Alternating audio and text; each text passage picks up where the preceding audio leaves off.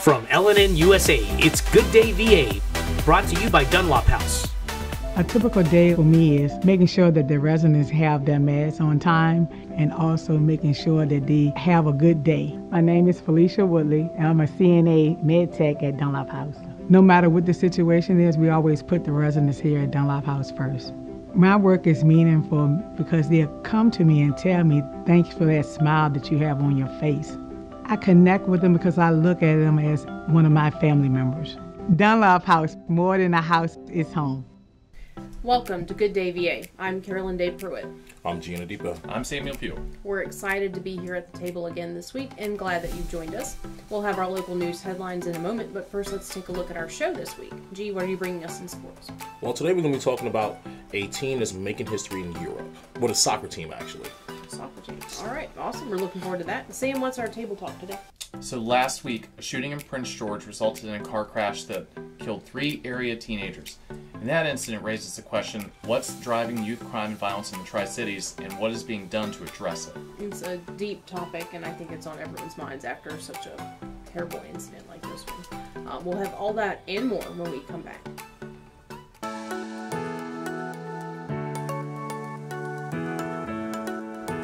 Yes, you can still get haircuts, colors, highlights, waxing services, everything that's going to make you look great right here at the Apothic Company.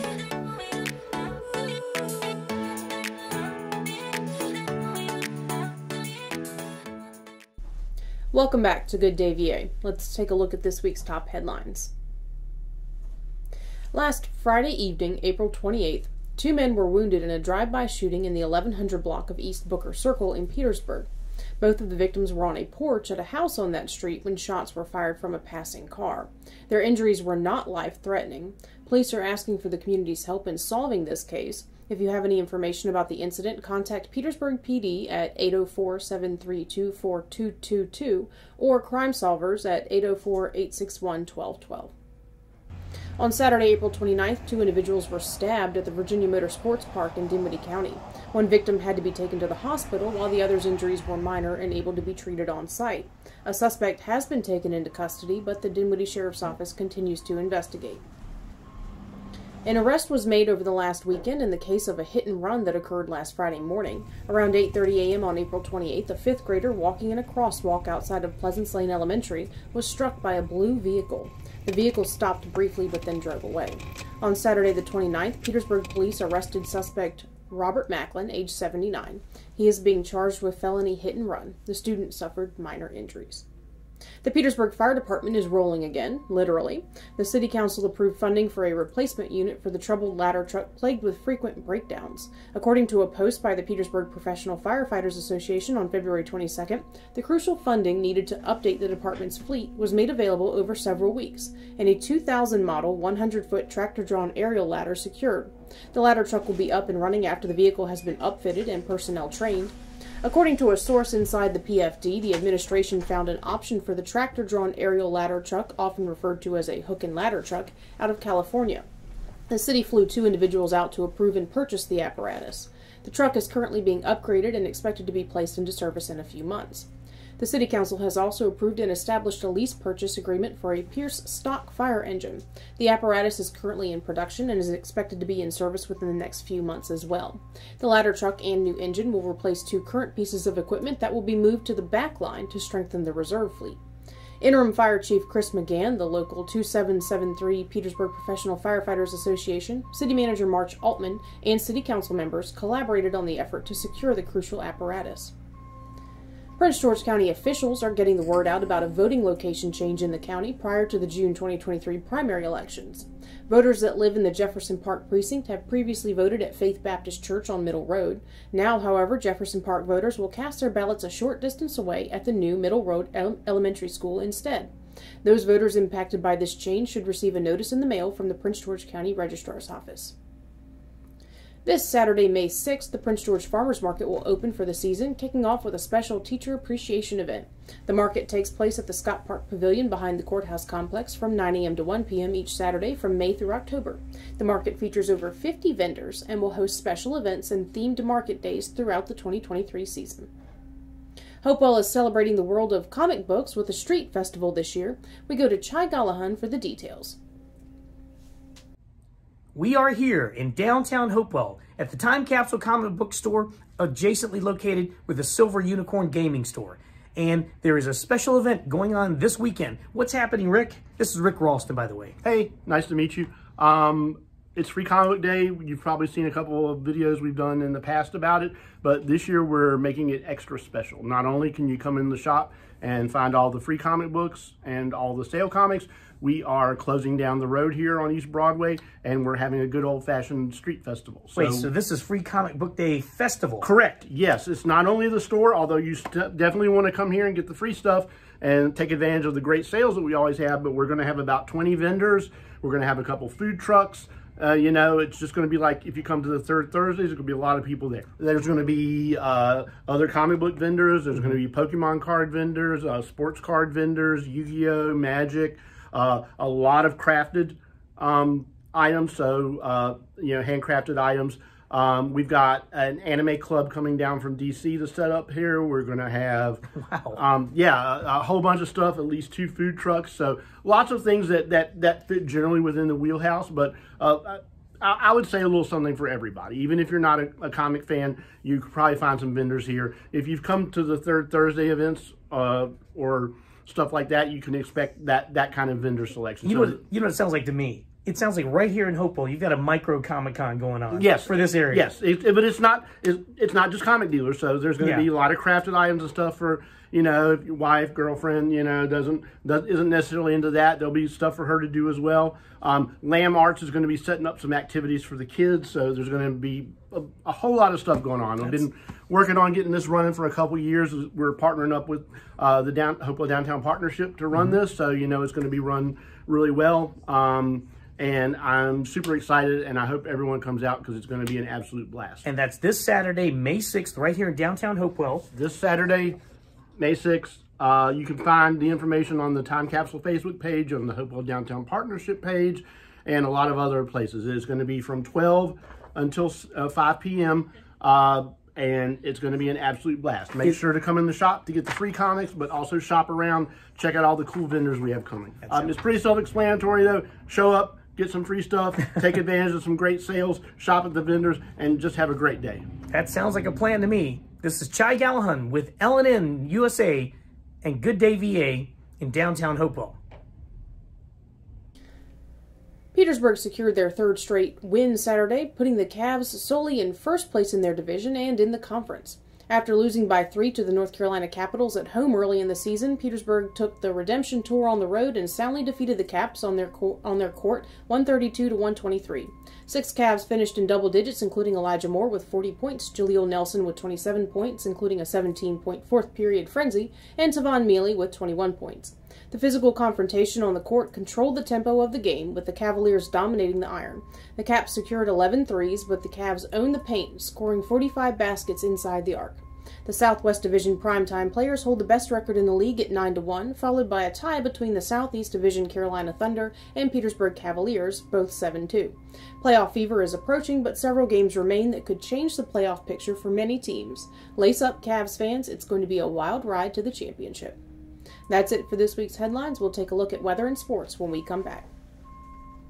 It's time you heard the best fried chicken doesn't come out of a bucket or a box. You'll find it fresh out of the deep fryers at Breeze Inn. Virginia's finest chicken. Succulent, juicy chicken with a crispy coating. Hungry for more?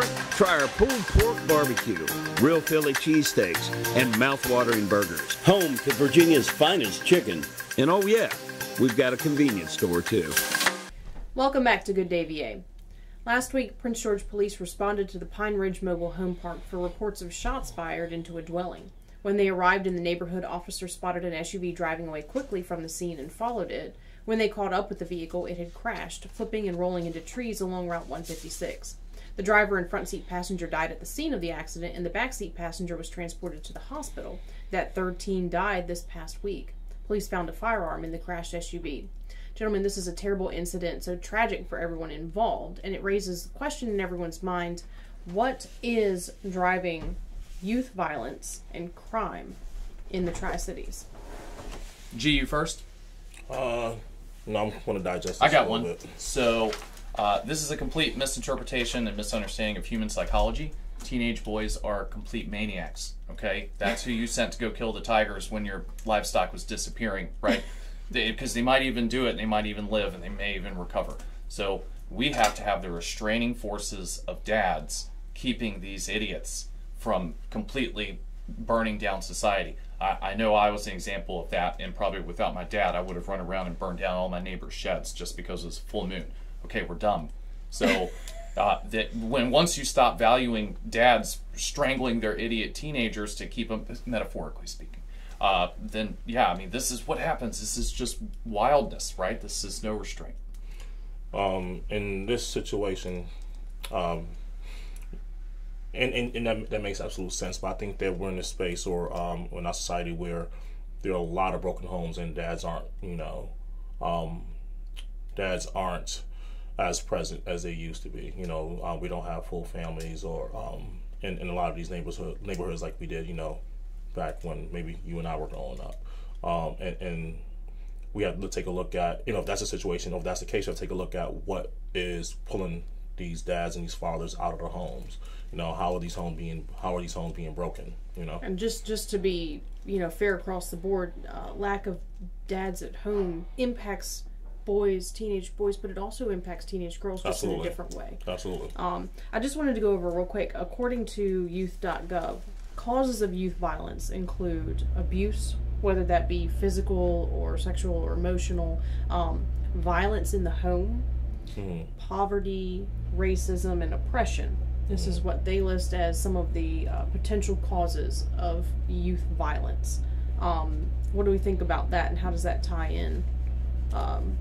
Is that accurate? I mean, I would... Well, if you could distill all this stuff down to a binary, like, do these things become possible in teenagers' heads, or does it not? I mean, I think all those things to varying degrees are parts of it, combination of two or more. I just think back to, it's anecdotal, it's just observable reality, don't have statistical analysis on this, but all of my friends growing up were completely stupid idiots. Right, and so the thing that restricted when we got together. Thank you right now. Well, it's called the warrior ethos, right? When teenage boys get together, the one who gets the most respect is the wildest one. Who does the craziest stuff and survives, right? Is that true? So, sure. I don't have the experience of being a teenage boy, so. It kind of is like an arms race of stupid, where everyone's just one-upping the idiocy. Look at the entire skateboarding thing, okay? Like, it's bad. So. The only restraint on us were either A, fear of getting arrested, or B, fear of our parents finding out, specifically Dad. So, I had friends that, applied to all that stuff, and, it was almost indistinguishable. You couldn't tell which kids were what when it comes to those variables, but you could tell the ones that had no fear, right, of consequence, of repercussions, and didn't know that was even possible. And those were the ones that, made a lot of mistakes as teenagers that carried over into adult life, and then that leads to them being in poverty or alcoholic, or tends when they start to have children to be abusive. It's just, you can see someone when they're 14 and tell how it's going, by their behavior, and that's generally restrained or constrained by parental consequences. So are we not, as a society, are we not communicating consequences to these kids? Is that part of the problem? Maybe they don't understand that there will be consequences for their actions, or even that life is worth living without having to fight through those consequences, right? That these things affect the rest of your life. Do they even have hope that they could have, a middle class life on the other side of all of this? Do they even know what that looks like? It's so hard to tell. I kind of feel like we stopped holding each other accountable for breaking up the families. Like, I think over half of marriages now end in divorce, and I understand that there's situations where it's unavoidable, but sometimes I hear people describe why they divorced, and I'll hear things like, well, she didn't make me happy. And that to me is so insane, right? That you're looking for happiness from another person, that you can't maintenance your own emotions as an adult, and then that leads to breaking up families and kids. Right now all of a sudden you've got 4 parental figures who disagree and hate each other and yell at each other. Like, I am really horrified to think what that does. Yes, that all makes sense. But I think my perspective is a little different. I think that in a system where, and I'm speaking from I guess the black family's perspective, where systematically speaking, right, it seems as though it is being intentionally done in terms of having the black father being taken out of the household, right, where government assistance could not be rendered to a family if there was a man in the home, right, or in a system where in the prison system 73% of men in the system are black, and we're like 23% of the population in America. I don't understand how that's possible, right, unless something's being done intentionally, right. And then we look at that, just like you said a little bit earlier, we're being forced to live in a household where there has to be two incomes. When the father's being taken out of that household, then what does that mean? That we're talking about poverty, kind of one of the things you mentioned, right? Now, if you're in a space with a bunch of people who have limited resources, underfunded schools, like, what do you think is going to happen? People are going to compete for those resources that are there. We're talking about jobs, we're talking about food, but just basic necessities. And crime is about proximity. If you ask me, I'm not going across town to do whatever. Like, you're next to me, you have more than I have today. I'm going to do what I need to do to survive, and I might mean taking that from you. And I think that's what we're looking at least within the black community. So you're saying that's like the starting point of like human nature, right, in general. I'm not an expert on different socio-demographic groups and stuff like that. I just kind of look at this from socio-economic standpoint, because that's always what I've noticed is that the kids who don't have anything and dad is gone are the ones who are out there at 2 a.m. on Friday nights doing wild stuff, regardless of what their background is. That was always what I noticed. I could not believe that after thousands of years of educating kids that our education system has slipped down so bad. And I talk to tons of teachers all day. There's no discipline in the schools, and there's no discipline in the houses, right? Yeah. So, I mean, we're self-destructing, and I don't understand why a 15-year-old would pick up a gun and do anything like that. Like, it's so foreign to me, but how do you know the difference when no one's telling you what's right or wrong? To your point about the education system, I would also say that our educational goals are so off. Teaching kids to perform well on an SOL is not going to prepare them for life at all. We're not teaching them how to go out and do the things that they're going to need to do as an adult. It's almost like the school experience is completely separate and different from real life after graduation. Well, again, I think that's being done intentionally. I don't think that schools are set up to produce entrepreneurs, and the goal is to make more and more people who are working class, right? And forgive me for saying, but to keep the haves having, the have-nots not having. I think that is done intentionally. Like, it makes absolute sense to say, hey, look, before you leave school, you should have financial. You should understand financials. You should understand taxes. You should, like, these are the things that you're going to be doing every single day. You're not going to have to find the square root of your rent or your mortgage. You're not. You know what I mean, right? But the things that you have to perform on a day-to-day basis as an adult, to be a adult in society that contributes to the society, those are things that we should probably be learning. Well, life skills. Well, and counter argument to that, because I have had this debate with teachers and stuff, and their argument would be finding the square root is actually just generating parts of activity in parts of your brain, right, to help you be healthy and to help you have a analytical thought process. But financials and paying your taxes historically has been the role of the parents. So now that that's split apart, I think we want schools to step in and teach actual life skills and not core educational stuff that they've been responsible for the last 6,000 years. So I'm not saying they shouldn't do that, but that once again, it's a two-part problem here, right? Okay. Like, my parents sat me down And I mean, I talk to people all the time whose parents have never told them what compound interest is. Right. Right. And it's great. They're 40. Well, the question is, do their parents even know what compound interest is? We have generations. I hope so. They sign mortgages. But they just don't have to pay X amount of how dollars. many people read the terms and conditions? Come on now. I mean, but we have that. This is part of the big problem, and this kind of ties into what you've been saying. I agree with you about. I think that single motherhood is often financially incentivized by government programs. Right. But when you have generations now stacked on top of each other that have been underserved by the education system. So now you have, you're saying, well, why don't these kids know about compound interest? Well, their parents don't know about compound interest, and their grandparents don't even know about compound interest. Who's going to teach them if the schools don't? Right. I mean, that's the problem here. Is now we now have a problem that is so deep that how are we going to get out of it?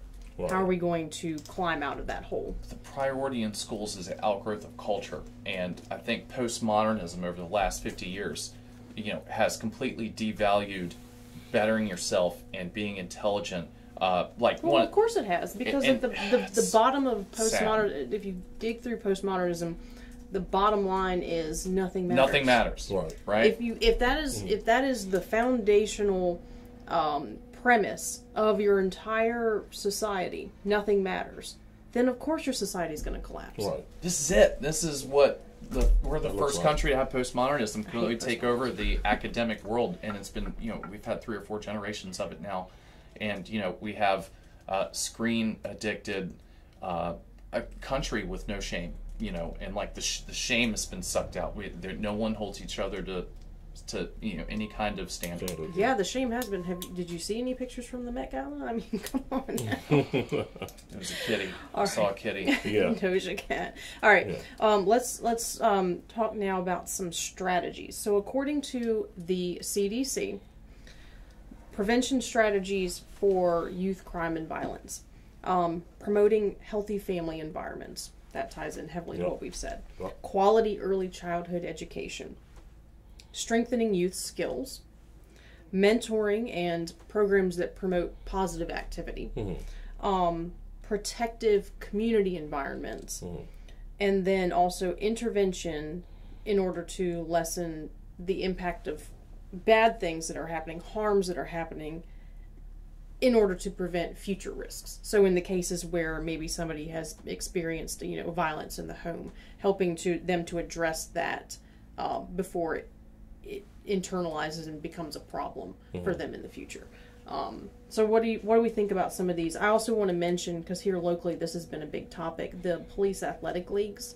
When there was a lot of shootings happening in Peturgsburg, was that about a year ago? That was one thing that a lot of community members really spoke out, wanting to restore the police athletic league. Now they're calling them sometimes police activities leagues, because it goes beyond athletics at this point. So what do we think about some of these strategies? And are some of them too... Obviously, some of them are very broad things. They're not, you'd have to figure out a way as a community to actually enact some of these things. But protecting communities seems like creating that protected zone seems like a tough, sticky policy to try and enforce. Are these realistic things? Is this something that a community, a locality can accomplish? Well, how many of these things are catered towards the parents, right? How are we supporting the parents? Because I don't care what you do anywhere, community center, in school. In school, the kids are with the teacher for 8 hours, however much time you spend at the community center, that can all be undone when you get home, because you're spending X amount of time and hours with your parents, if they're even in the home and they're not working 2 jobs. Like, what are we doing to support? Because I think, just like you said, grandparents didn't know, parents didn't know. Now, how is the child expected to know? We need to start there and bridge the gap between the parents and the schools, or the teachers first, and then work our way. So how do we even, if we're going to start with parents, how do we do that? I know that Colonial Heights was offering parenting classes, which I think is a big boon, but I haven't seen that very frequently in a lot of localities. That was the first I had seen in our area. But I think when someone's 45, they're not really in a fertile ground to change, right? So I think mentoring is probably the key there. Give the kids an alternative to see how a successful adult behaves and the strategies they use to have a good life. And so if their parents are nihilists, right, you at least can see a different route in life. You know, I think I've talked to kids, you know, 16, 17 years old, didn't even know that electricians made, you know, $40 an hour. Like, they had no idea. That's like crazy to them. So the mentoring would be where I put my time. I get, and I'm with you. A lot of this is about exposure. But again, how much time are you going to spend with that mentor? Yeah, it could be very impactful, right? But again, once you leave the mentorship program, you're right back into that same society, that same neighborhood, the same household. What do you do? King for a day. What do you do? What do I do? I'm a very selfish person. When I'm king for a day, none of this matters to me. I'm going to take all my money. Hot tub of Jello. There we go. That's what I'm doing. Pudding, actually. That's what I've done.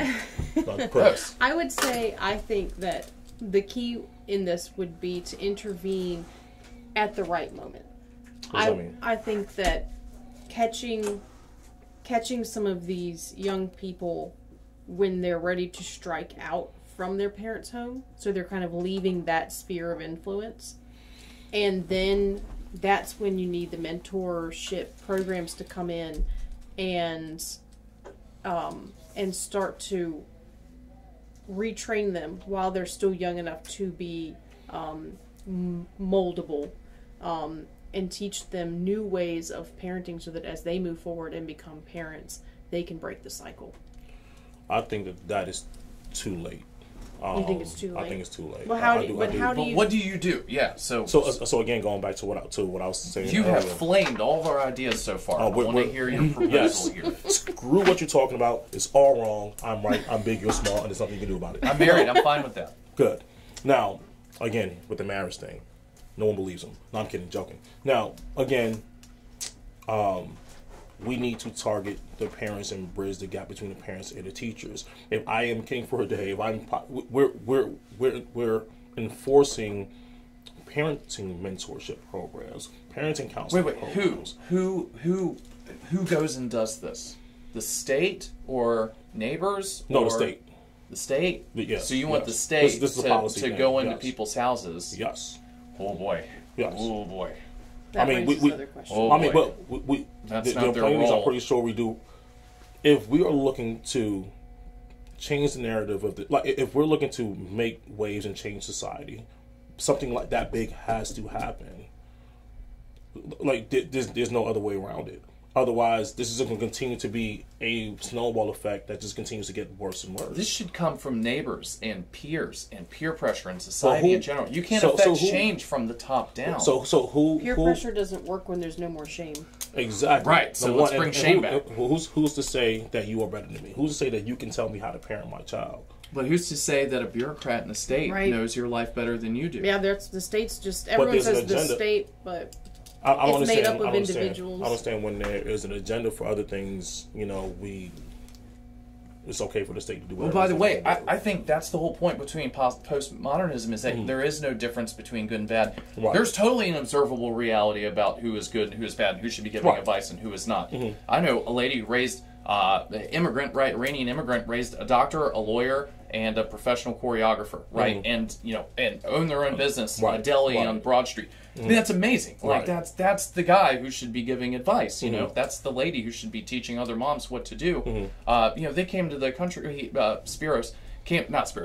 Georgios came to the country with like $20, and he built an empire. Right. I want that guy to tell me what to do, and not the lady who's taking her kid to sit at the bar while she's at the strip club.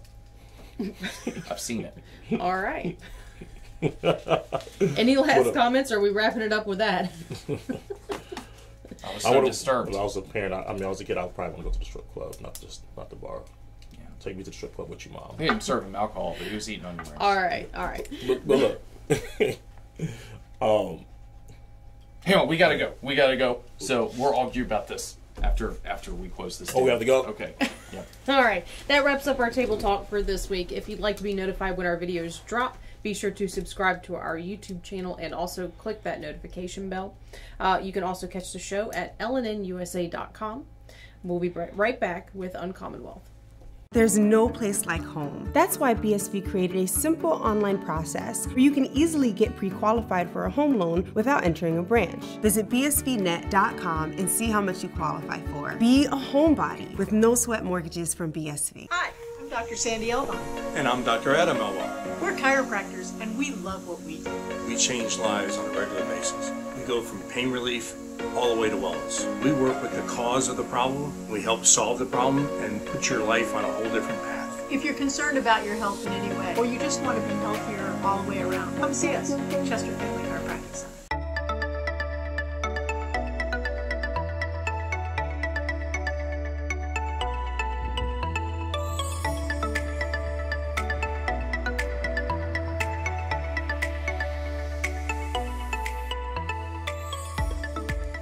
We're here on the front porch of Weston Manor.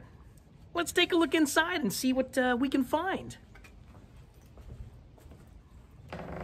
Now, once we're inside, you are greeted by this large entry hall. And it is just stocked and filled with amazing vintage or close to vintage furniture. Period pieces. There's a second floor. We'll go up there in a minute. It's just an amazing location. And we're headed to the rear of the building. This is a very elegant manor. And we're not going to show you everything because we want to leave something for you to enjoy and be surprised by should you take a tour here, which is highly recommended. Let's take a look inside of the dining room and then we'll look at the study. And then we might head upstairs and take a look at one of the bedrooms. This dining room is a very elegant room. Everything from the punch bowl right there to, for those of you who love silver, this beautiful sterling silver tea set. There's different containers for different things and items, you know, tea, milk, cream. It's just an amazing location. And of course, we've got the dining room table with these simulated desserts here filled with eclairs and other jellified strawberry and blackberry, blueberry treats.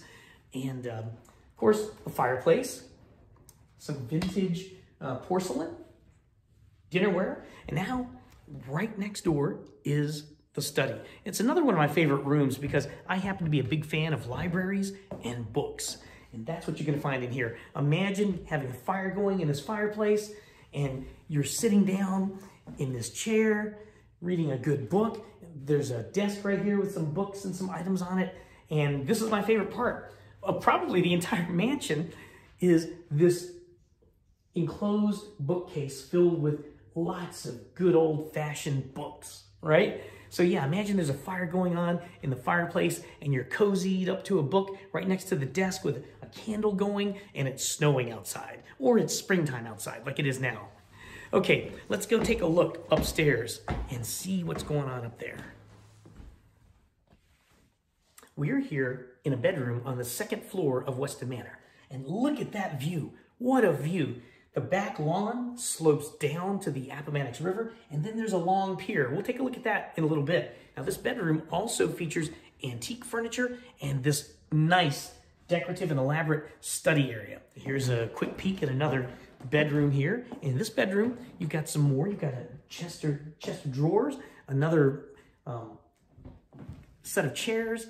You've got this chest at the foot of the bed, and if you notice that dress right there, you see that dress? It's on a mannequin, headless mannequin. And of course, a beautiful, beautiful canopy bed right there.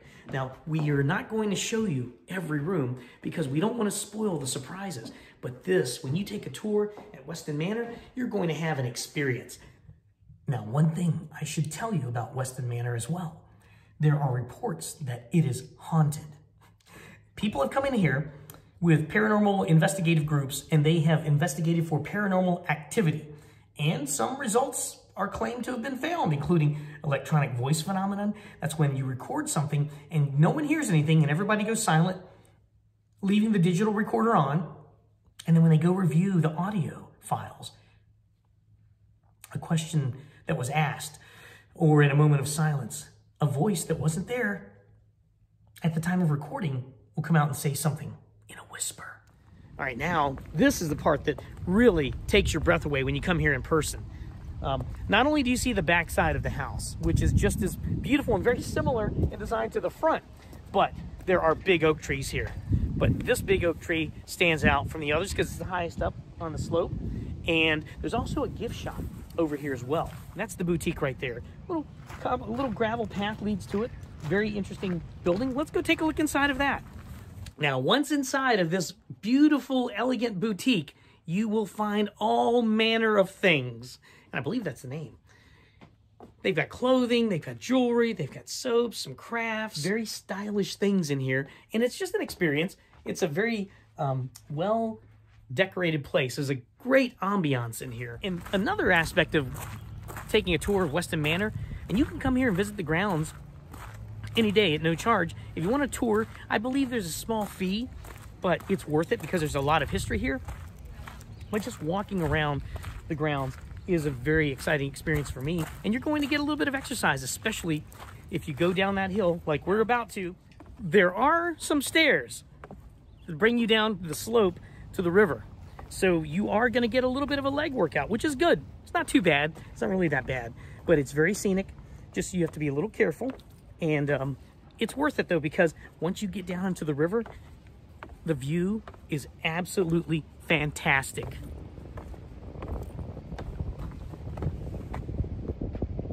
And, of course, right there at the top of the hill, a picturesque Weston Manor. Well, there you have it. Another look at one of the most iconic locations in the Tri-Cities area. This is Chai Gallahan for Good Day VA and Uncommon Wealth at lnnusa.com.